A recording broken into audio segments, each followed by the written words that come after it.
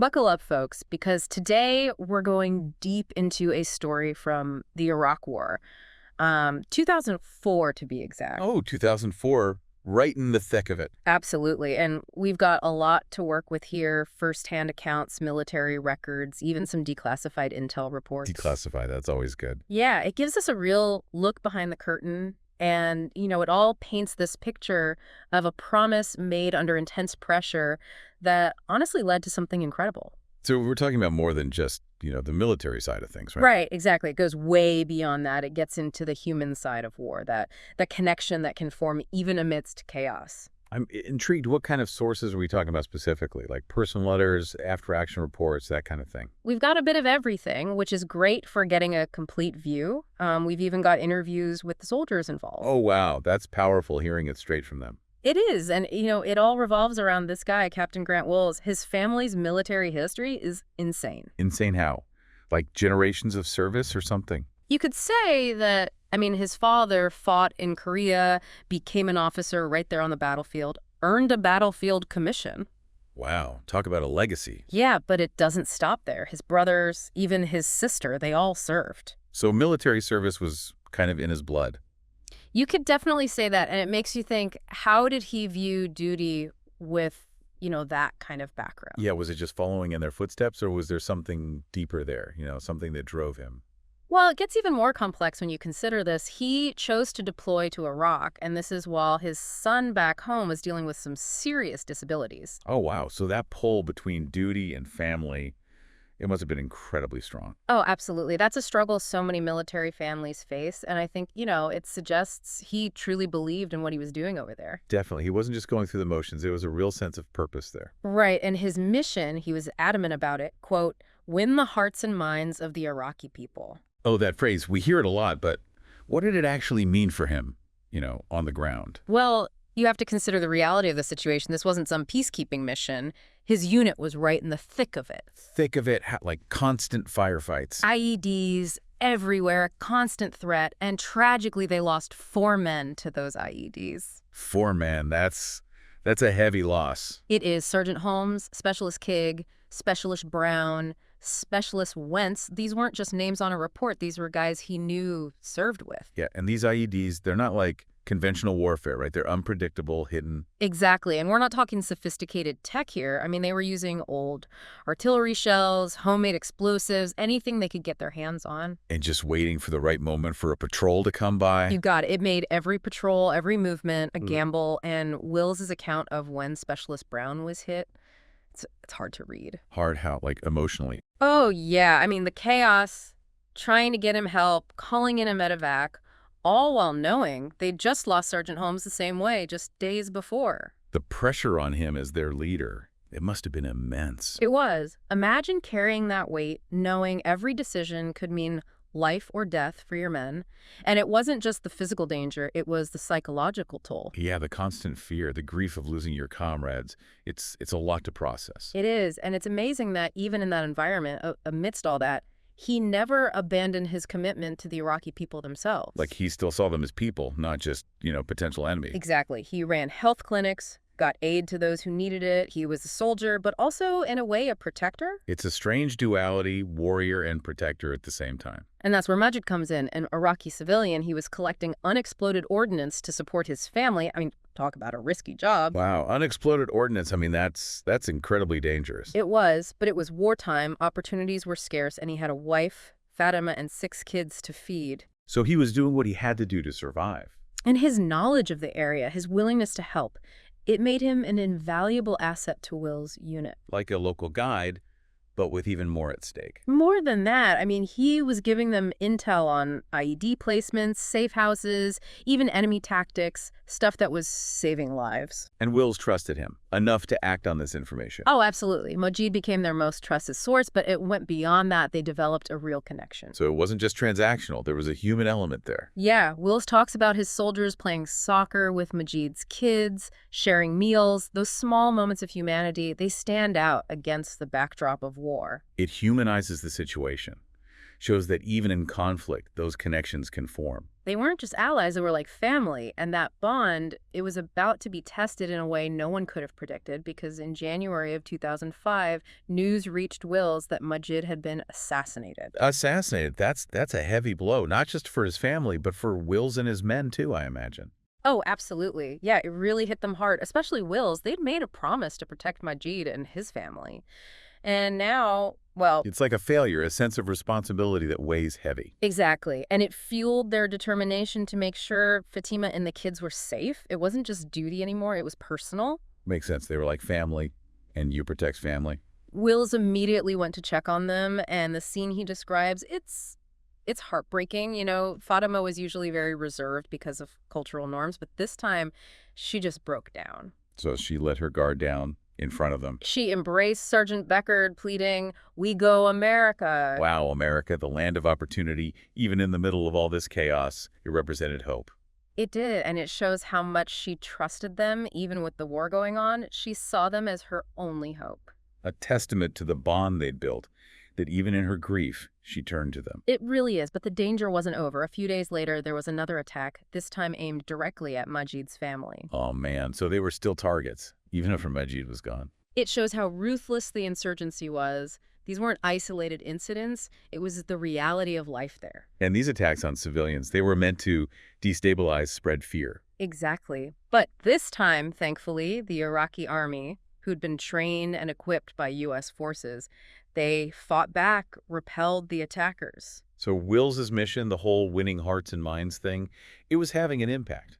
It wasn't just about protecting Americans. It was about building up the Iraqi forces, helping them create a more secure Iraq. It's like a ripple effect. His actions had consequences beyond just his unit. They did, but the bottom line was Majid's family was still in danger. They needed to get out of Iraq, but it was a logistical nightmare. I imagine wartime bureaucracy, red tape, it's not exactly known for its speed. Wills reached out to Congressman Earl Pomeroy back in North Dakota. So going outside the chain of command, taking a chance. He had to, and Pomeroy and his assistant Carissa Page, they really took charge of this whole rescue mission. Individuals making a difference, it's a powerful thing. They needed to raise money for the family's expenses once they got to the U.S., so they started fundraising back in North Dakota, hot dog sales, local radio appeals, anything they could think of. Grassroots efforts, people coming together for a cause. It was amazing. And then, out of the blue, this Texas oil man who'd worked in the Middle East, he heard about their story and pledged to match every dollar they raised, up to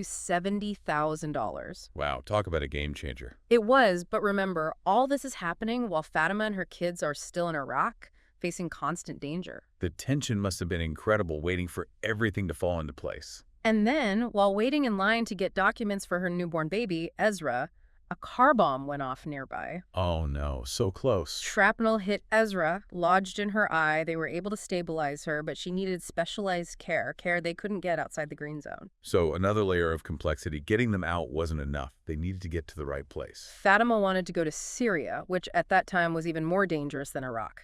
It seems counterintuitive, but I guess when you're desperate, any escape seems like a good one. It would have been a disaster, but Wills and his team, along with Pomeroy and Page, they were working on a safer plan. So a coordinated effort, military and political, to get them out. And then, it's like something out of a movie. They launched the extraction. Fatima and her kids were taken to a train station. They thought they were headed for Syria.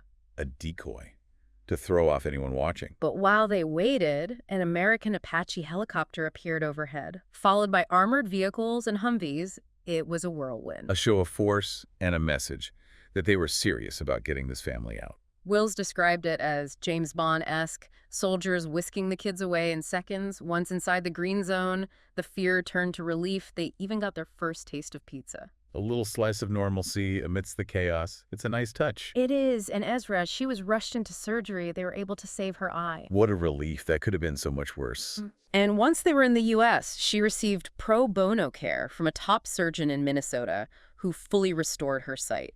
Talk about a happy ending. After all that, her sight was saved. It really is remarkable, and it shows the power of compassion, expertise, and a whole lot of determination. A team effort across continents to give this family a chance at a new life. And that new life, it was just beginning. From a war zone to a new home, It's a huge transition, I imagine. It was. Fatima and her children eventually settled in North Dakota, with Wilz still a part of their lives. So he didn't just leave them to figure it out on their own. He stayed involved. He became a father figure to those kids, a mentor, a constant source of support. That level of commitment, it speaks volumes about his character. He went above and beyond. He did. It wasn't just about duty anymore. It was about honoring a promise, a commitment to their well-being that extended far beyond the battlefield. And it shows the power of connection. That bond they forged in the middle of war, it continued to thrive in peacetime. But their journey, it raises some questions, too. What does it really mean to win hearts and minds in a conflict zone? Yeah, it's a phrase that gets thrown around a lot, winning hearts and minds. But what does it actually look like in practice, especially in a place like Iraq? Well, I think Captain Will's story gives us a pretty good example. It wasn't just about military objectives. Right. It was about building those personal connections, that trust. Exactly. He understood that true security, it comes from creating an environment where people feel safe, empowered, like they have a stake in the future. And all those efforts, the clinics, the aid, even just those moments of connection, they were all part of that. It's a long-term strategy, right? Not just about immediate results. Makes you wonder how effective that approach is compared to more traditional military strategies. That's a debate that's been going on forever. Some say military strength is the only thing that matters. Others believe winning over the local population is key. And Wills' story seems to support that second view, showing how human connection can bridge those divides, build trust, even in the middle of a war zone. It challenges our perception of war as purely destructive, right? It shows that even in those dark times, compassion and connection can emerge. And it makes you think about the power of individual action, how one person can make a difference. It's easy to feel powerless when you look at global conflicts, but Will's story reminds us that even small acts of courage, of kindness, they can have a ripple effect. Inspiring stuff. But we can't forget about Fatima and her children. They went through so much, leaving their home, losing Majid, starting over in a completely different culture. Talk about resilience, facing language barriers, cultural differences, the trauma of everything they'd been through. And yet they adapted. They found strength in their new community, in the kindness of strangers. It speaks to the welcoming spirit of the people in North Dakota. They didn't just offer charity, they embraced this family as their own. It's a powerful example of empathy, of compassion crossing cultural boundaries. And it highlights the importance of building inclusive communities where refugees, immigrants, they feel supported, empowered to contribute. A lot to think about there, but what about Captain Wills? How did this whole experience shape him once he was back home? Well, he didn't just move on. He continued to be there for Fatima and her children, helping them adjust to life in North Dakota. He became a mentor, a father figure. It's remarkable. It wasn't just about duty anymore. It was about honoring that promise, that commitment to their well-being. It really shows the depth of that connection they formed, how it continued to grow even after the war was over. And it speaks to the transformative power of human connection, how that bond they forged in the midst of chaos became a source of strength and healing for both of them. It's a testament to the human spirit, our ability to find hope, meaning even in the toughest situations. Captain Will's actions, they were a catalyst, setting off a chain of events that touched so many lives. It's a powerful reminder that individual actions can have a huge impact, that even when things seem impossible, we can all make a difference. This story, it's about courage, compassion, the enduring power of human connection. It's something that stays with you. It really does. And as we wrap up this deep dive, I think the ripples of this story, they'll continue to spread. Welcome to the Military Historian Podcast. I'm Lloyd Shellenberger. I'm your host. Thank you for tuning in. Hi, I'm Lloyd Shellenberger with the Military Historians Podcast. We are doing a group of interviews, or a series of interviews about the Letters from Baghdad Left Behind series. And in that, we're speaking to the participants and the people in the subject matter, individuals that we met over in Iraq, and 20 years later, we're doing a story about them. One of them we're talking to today is a Captain Grant Wilz, retired Colonel Grant Wilz, from the 141st Engineer Battalion, Company B, 3rd Platoon. I would like you to meet him, Captain Grant Wilz. Say hello. Hello there. Good to meet you all. Anyways, you have a very rich military pedigree, don't you? Tell us about it. Yes, sir. My father was a retired full bird colonel with nearly 40 years of service. He was a combat infantryman in Korea. My father was the youngest ever in the Korean theater to make the rank of first sergeant at the age of 22. He then received a battlefield commission and took over a company. My oldest brother, Greg, is a retired full bird colonel that served in the North Dakota Army National Guard for many years. He had a 1-year deployment on a humanitarian mission to Honduras. My brother, Gary, is a retired major. He was an engineer, a company commander. We'd all served in the various officer positions. My older sister just retired about 2 weeks ago, and she was a 2-star general and the only female in the North Dakota Army National Guard, and that came through the ranks in the combat ranks. So she was a combat engineer. Wow, the reason I bring this up, it bears fruit on why you took the position to go over to Iraq and took the assignment and the deployment. Tell us about Jordan and why that is important, and the thinking that went through that you decided to go on this particular deployment.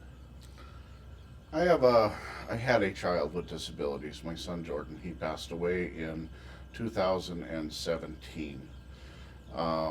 Jordan had lifelong disabilities, and it would have been very easy for me to write a request to not go because of a hardship, so that I would have had to stay home and take care of my son. And with that family history, I'd spoken to my father, my brother, my sister. My father didn't want me to go. But he's like, no, I'm not making this choice for you, Grant. When I spoke to my sister, who was active in the political scheme, knows people and rank structure and promotion lists, she said, you have to go or you'll be done in 2 years. And it took a lot of soul searching, because I feared leaving him alone. I feared not being there if his needs needed to be met. So, one of the things that I have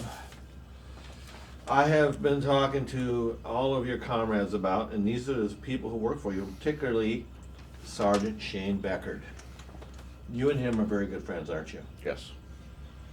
And when you went over there, you both saw your fair share of loss, because you lost 4 people from your company.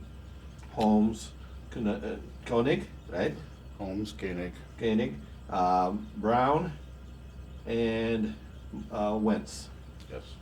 All of them were killed by IEDs, correct? Yes. You were even there. Died of injuries or killed. Right. And you were there when Philip Brown was killed as well, correct? Yes, sir. We bring this up, and not to go into too much detail, but we bring it up because we want people to understand what the theater was like over there. It's easy to, and we also bring this up so we understand in context what Mahid and his family went through. Okay? What happened the day that Philip Brown passed away? And what was that date? So on May 8th, 2004, I had arranged to do a sanitization mission, which means we were going to clean up an area that was very high IED. We called it IED Alley, IED improvised explosive device. So I had engineers with heavy equipment, graders, bulldozers. Those are being hauled down on tractor trailers. I had a full security setup. We were going to go down and mow down a bunch of what we call elephant grass. Went on this mission. As we were putting far side security out, when they stopped, Phil had gotten out of the vehicle to use the bathroom, and they were getting ready to deploy the guys and move the vehicles, and boom, bomb went off. And that bomb took off the better part of Phil's lower legs. Was he in the vehicle at the time or outside the vehicle? He was standing outside the vehicle. And the TC, or the squad leader in charge, Mark, got shrapnel in his knee. And then we found out 3 months later he had a piece of shrapnel in his IBAS, which he didn't even realize hit. That shrapnel entered his bulletproof vest, groin protector, right at the area of his femoral artery. He was a lucky man.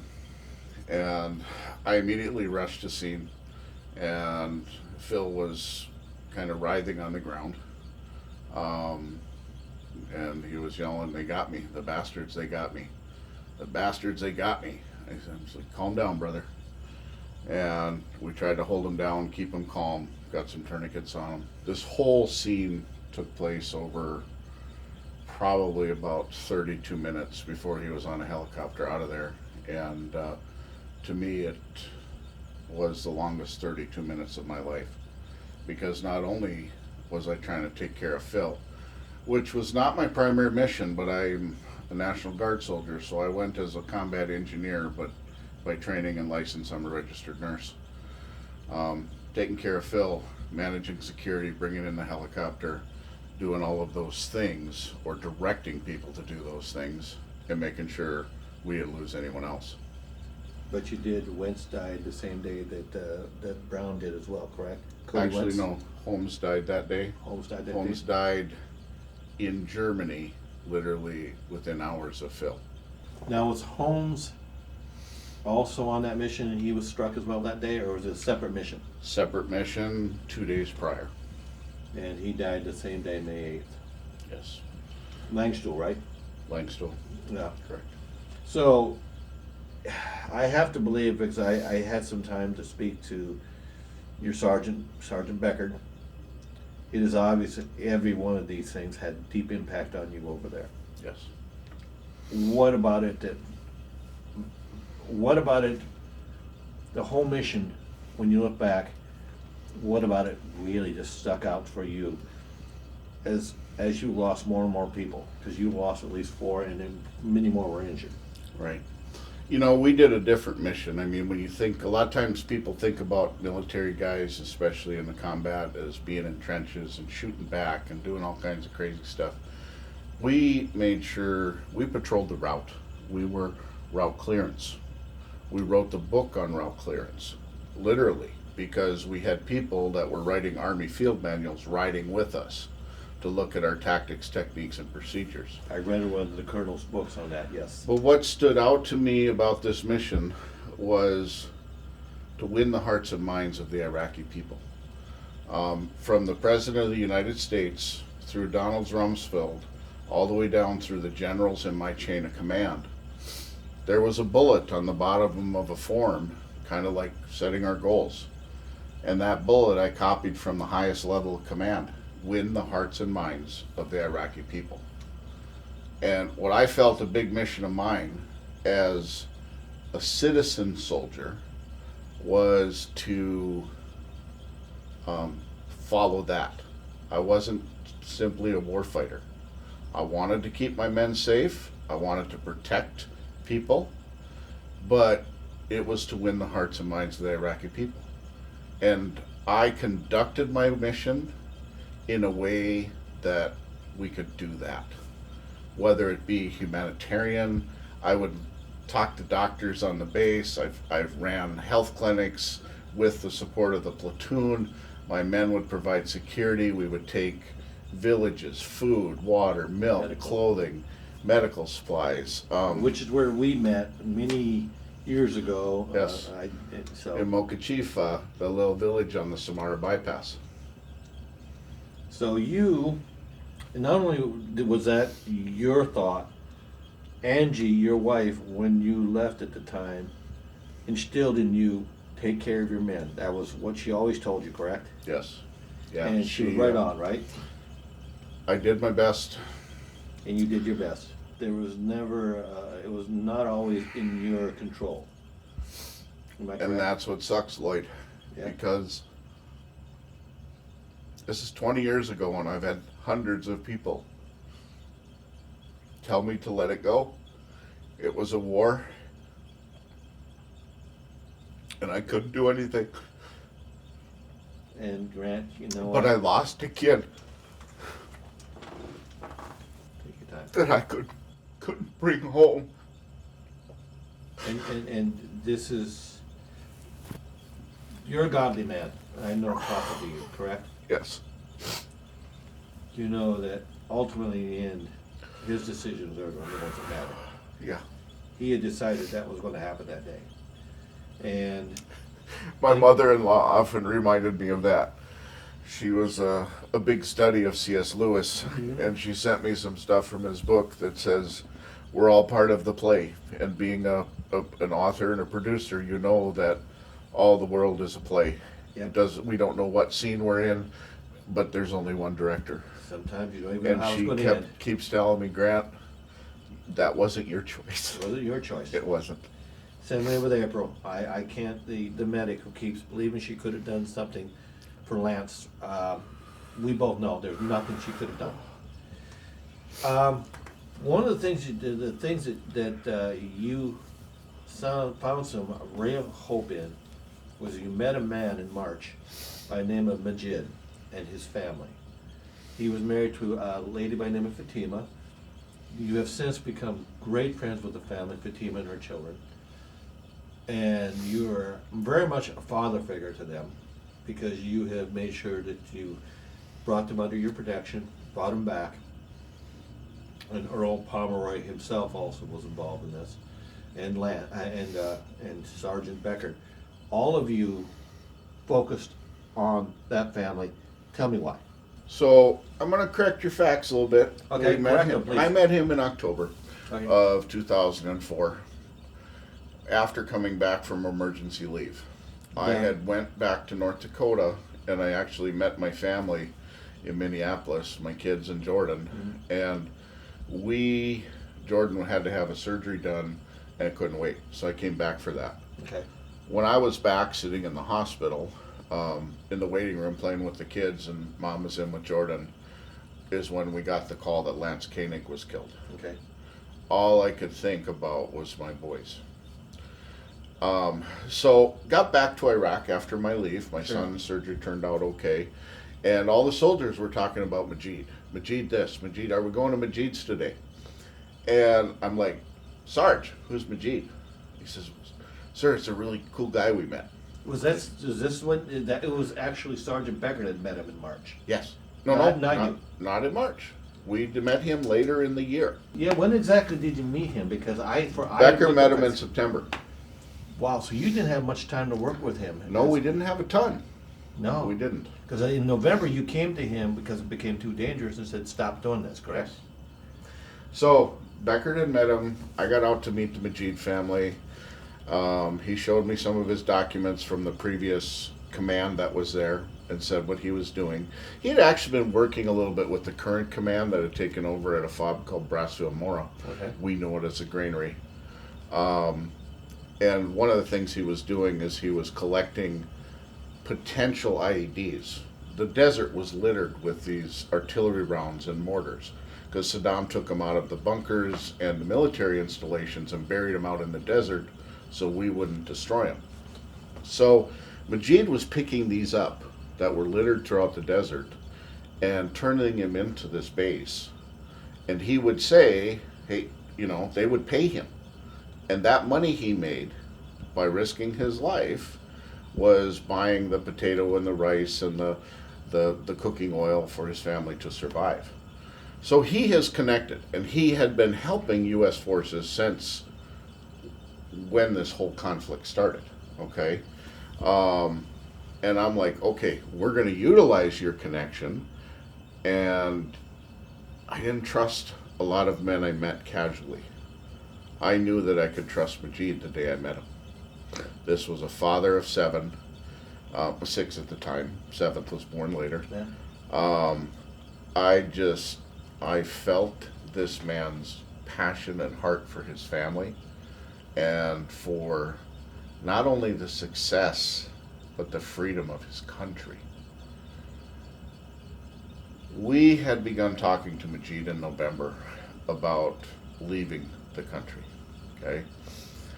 I was already working with some agencies in the United States to see if I could get him out of there.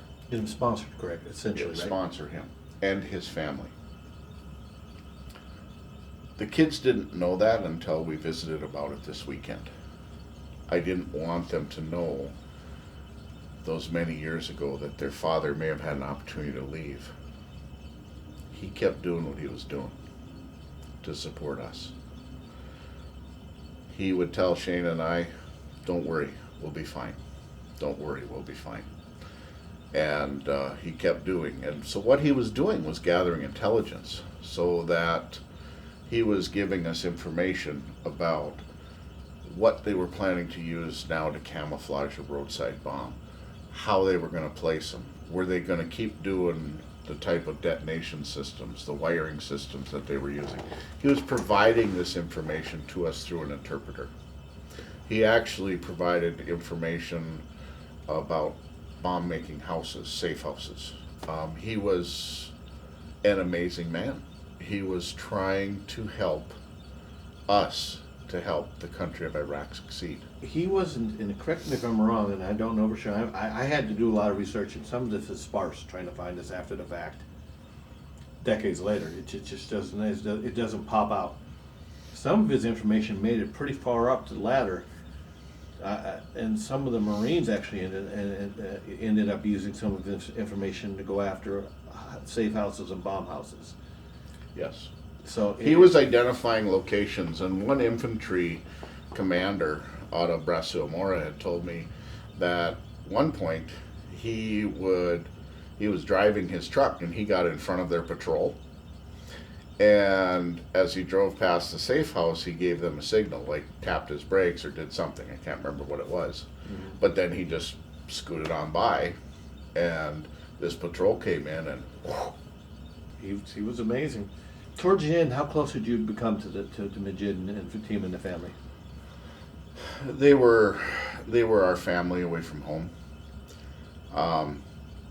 I was missing out on a lot of the fun, because when we got there, typically Majid and I and Becker would step into a room with our interpreter, and we would have our conversations. Go what's through the going maps, on? go through the What's happening? Yeah. Yep. And the meantime, we'd have 3 security vehicles surrounding the home and gunners out, and the rest of the guys playing soccer, having fun. I remember taking a like this remote control Humvee sitting here. We had an extra one, took it out, and the kids got to drive it around the desert. They'd be sitting in the Humvees taking pictures with helmets on and holding M16s. They had a ball, didn't they? They were all just, yeah. And considering they're sleeping on a 1-inch foam mat, they're living on rice, potatoes, and that's basically it. No running water. It's a dirt floor, clay floor house, farm. These kids were always just woohoo. They're amazing. Yeah, they're just crazy. It was so fun just to be with them. And I really think that time we spent there, even though we were benefiting with some intelligence, was extremely beneficial to my men who had left little brothers and sisters, nephews and nieces, or children behind back home. And this just gave them a sense of, this is a family, and man, we love them and we're having fun. You know? This is what I get to go back to if everything works out. Now, you guys left in February 2005, correct? Yes. You left there, came back, and I don't sense that you and Shane are to kind of give up. This wasn't over for you, by far. Whatever it took, and you were dealing with Carissa Page and Earl Pomeroy at that point, right? Yes. So the day that we found out Majid was killed on the 16th of January, we found out the morning of the 17th through an intel report. I found out. I came to talk to Shane. We were actually not scheduled to go south on that mission for about another 3 days. I got permission from the command. I didn't get permission. I told them I was going south, in another platoon to Yeah. our north mission. And You weren't asking. You weren't no, asking, essentially. not at that point. And we went down there, and I wanted to get to Skinny. I was praying and praying and praying that somebody had got the name wrong and that this didn't actually This is happen. another This Iraqi was- Navy. Yeah. And when we got there, it was after dark in the evening, and Fatima had all the kids hidden in a closet. And I was at the door. Beckert, I believe, entered the house before me. And the mom, Fatima, who had been very proper and very appropriate the entire time we've been around them. I Sure. mean, she kept her face covered, her hair, she prepared meals, she was please and thank you. Very culturally appropriate. She would not touch an American soldier at that point. Sure. She literally jumped 6 feet. I mean, you and I are about 6 feet apart right now, but she jumped 6 feet, threw her arms around Sergeant Beckert, and said, "We go America?" And Shane said, "Yes." When I got back from mission that night, I sent all of the congressional delegations of North Dakota an email explaining this family and this man. And I said, "I need your help." I told Fatima that night before we left, I said, "You get out of here." And she says, "No, we can't. They have Omar." Because her oldest son had been kidnapped the day that Majid was killed. But they had him, and just so they know, I believe what I was told, Omar was with the Iraqi National Guard at that point. They had been the ones that picked him up. Not initially. Initially, he was taken by Majid's relatives and taken to Tikrit. Okay. And then the Iraqi National Guard, along with Fatima's brothers, helped recover him from Tikrit. And then they kept him and didn't reconnect him with Fatima till they knew it was safe. And let's take this one step further.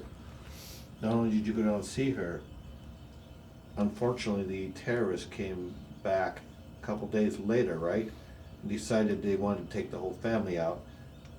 Am I right or wrong, what they weren't aware of, there was an ambush waiting for them. Yes, they were being protected. They were being protected by not only us, but just near their home was a new Iraqi army base that the 141 engineers actually helped build. Okay. And when they came back, because I stopped into that base and I said, "You've got this house right here." I said, and I'm talking to Iraqi officers now, lieutenants and captains, okay? And I'm telling them, nothing happens to this family. And I don't remember a lot of details there. I don't know if Shane had set something up, but people came in and there was return fire. And if it was from the Iraqi nationals or from us, I hate to say something wrong here. They didn't have free reign to kill the family, essentially. No, They ran into heavy resistance. they did. They did. may have not even gotten out of court. And so the night, the next visit, when we came rolling in, we had Iraqi soldier guns trained on us as I'm rolling in. And I'm like, no, back to American, back down. Because these guys, I told them, protect her. Yeah, high alert. But they didn't have night vision yet. They couldn't see that I'm coming in there with, 3 Humvees and a couple of 5 tons. So, got there. Those 4 or 5 days, I'm sorry, Lloyd, are just kind of a blur. And I know that, if I go back and look at my emails and all this stuff, I'll have it legit. But the thing is, we told her to get out of there. When Omar was back, I said, "You get safe. You go where you can be safe. You call your brother and tell him where you are," because I had brother's phone number. Brother was already living in the United States. Ali, after having been a refugee in a camp in Saudi Arabia after the first Gulf War. Right. And then he was assisting in training and teaching American soldiers cultural aspects and fighting techniques of the Iraqi army. So I had his contact. And so then shortly after that, we're packing up and we're going home. I know. And that was extremely hard. I had no idea. Where was Fatima? What, is everyone okay? But she had already at that point gone down to southern Baghdad. To Baghdad, yep. Okay, and from what I spoke to her, nobody was going to get anywhere near her because they were in a house, not going anywhere at that point. Yeah, they were sequestered. I mean, her parents locked her down. And the kids. Yep. Okay? Yep. So let's take a step further. You go back, you realize that the only thing you now can do is use political influence to get her out. And that's where Pomeroy comes in. Yes. How did you and Pomeroy and Carissa Page approach that? So when I knew they were safe, I contacted Ali, and I was already in frequent communication with Carissa Page. So instead of all three of the North Dakota representatives taking on a piece of this, they had met, and Earl says, I got this. And one of his amazing assistants, Carissa, and I were almost communicating daily. Carissa Page, right? Yes. And so we started working plans and details to get them out of the country, to get them from Baghdad to possibly Jordan, and a flight out of Jordan into the United States. We didn't really know where they were going to go or what they were going to do, but we were trying to get them out of Iraq. Then it turned out we started working with Lutheran Social Services and under their immigrant program. And we're like, okay, well, we can do this. We're going to bring them to North Dakota. And somewhere in this process, probably a week after I got home to the U.S., Carissa Page came up with, we're going to bring them here under special public benefit parole. Now, there have been like 49 parolees granted out of Iraq at this point. Doesn't happen very often. No, it's rare. But under that benefit, we had to raise money to take care of all of the needs. Medical, clothing, food, housing, the works. They had a minimal amount of money needed to be raised in order to qualify. Yep. And so Beckert and I got in touch with some local hosts. One of them was Scott Hannon, and he had actually interviewed Beckert and I when he hosted the Hannity show, and we're standing on our rooftop in Iraq. He had a radio show, right? Yeah, Scott Hannon had a local, but he was also the stand-in for Hannity. Yeah. And we had done interviews with them and told them about this family. He started telling the story on the radio. Then we started having fundraisers. We were selling hot dogs and Coke. And while people were listening, driving around, listening to the story as told from my eyes, Shane's eyes, many of our soldiers that came to help with these fundraisers, there were people coming in buying a hot dog and a Coke for $100. Wow. And driving away. Said, thank you for everything you've done. We had pooled about $70,000 over 3 of these fundraisers. And at one of our later ones, we had a call. And I can't say his name right now, but he was an oil man from Texas that had done a lot of work in the Middle East. Sure. He said, I will match everything you have up to $70,000. So we went from having 70,000 to having 140. Nice. And that was unbelievable. I'm like, hey, I got goosebumps because I said, Sarge, we did it. We did it. We can get them here. We can take care of them until they can take care of themselves, get green cards, become citizens, do what they need to do. Yeah. And what's really interesting about this, once you've had this all set up and you're ready to go, at that particular point, now it was logistics of getting them here, but they still weren't in the green zone, were they? No, they weren't. So through Carissa Page, her brother Ali, um, actually the Arab interpreter that interpreted for George Bush, and myself, we got on the phone and tried to figure out how we could get them out of the country to get them on a plane safely. This was March. Yes. Congressman Pomeroy had planned a trip over to Iraq anyway as a U.S. representative, and he went during this time frame. And he would have met with Ambassador Callahan, which was the Iraqi ambassador at the time. And well, by the way, I work for it. That's how come I got involved in this story. So you'll see where I come in here. Awesome. Pomeroy began the process of saying, okay, we need to get them in here. Fatima had given birth outside of the green zone. She was waiting in line to get the documents that shows the legitimacy of Zahra's, or April, which is her nickname, her birth. And while they were waiting in line, a car bomb went off about 300 meters from them. Was this in Baghdad? Yes. This wouldn't happen to have been the Plymouth district of Baghdad where the Shiite was it? You know, I'm not 100% sure on the location. I'll find She out. was at a government office trying to gather data. So what happened is Asra took a piece of shrapnel into her right eye, and all they did outside of the green zone was stabilize it. And I heard this through Ali, let Carissa know there was an expedited mission. The family was all directed to go to this train station, and they thought they were getting on a train to go to Jordan or Syria or somewhere. Now, I want to interject as we go along. I had asked, and it was originally Fatima's idea to go to Syria. Yeah. At that time, Syria was very pro-Saddam. Correct. It would have been the worst thing she could have done. Worst thing she could have done. So, if see if I got the facts correct. They said, okay, if she's bound and determined to go to the train station, we'll meet her there, and we'll bring her back. Is that the way it happened? From my understanding is she wanted to board the train to get to Syria and fly from there.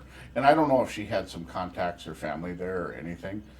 But yeah, so they're waiting at the train station, and all of a sudden a Apache helicopter flies over, and all of a sudden a couple of armored personnel carriers come by, and 3 or 4 Humvees.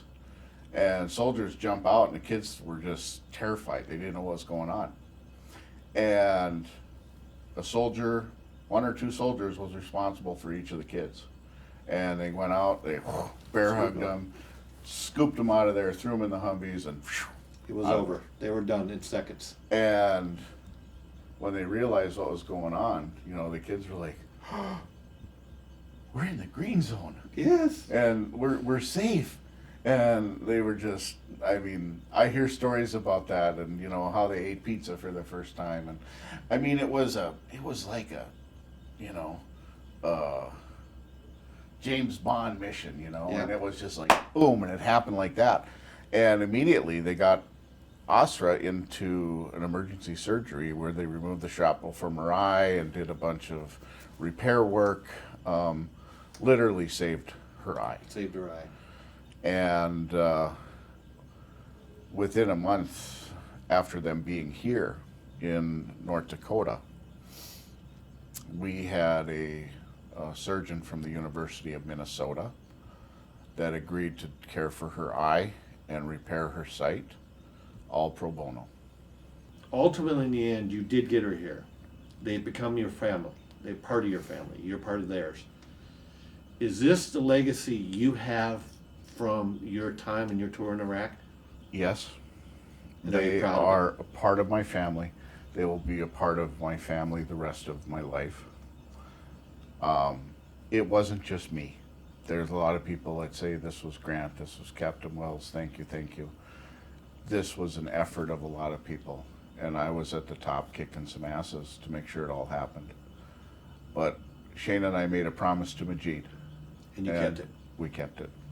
And on that aspect of it, I have to say thank you. And I want everybody to take a look at this interview with Grant, Colonel Grant Wilz, and I want you to understand what they did over there goes far beyond what was expected of them militarily. And I want to say thank you for that. This has been the Military Historian channel, and I'm Lloyd Shellenberger. I want to thank everyone for taking a look at this and really paying attention to what these military people from the 141st did for this family. That's it for the Military Historian Podcast. I'm Lloyd Shellenberger, your host. Tune in for more podcasts on the PNN Academy. Thank you.